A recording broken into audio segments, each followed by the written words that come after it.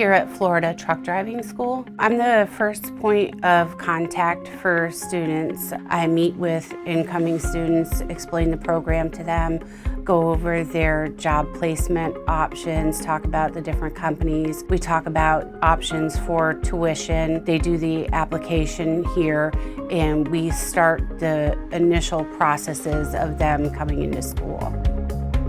Before enrollments, we try to get that financial aspect taken care of, so when they enroll, they understand what they're getting themselves into. We do offer several options, so it can be a lot.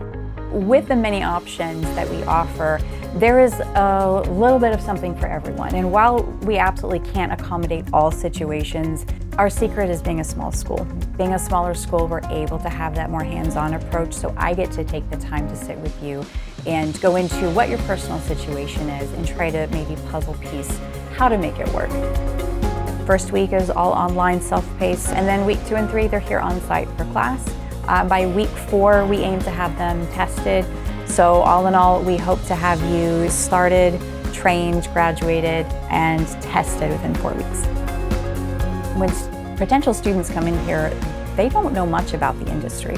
So when we ask them to come through for a walkthrough, to see the school, to see the yard, it's important, one, so they get comfortable with the idea before they start training. We don't want them to get here and feel overwhelmed, but it kind of puts them at ease. At least they can sit in the truck and say, okay, this is where I'm going to be.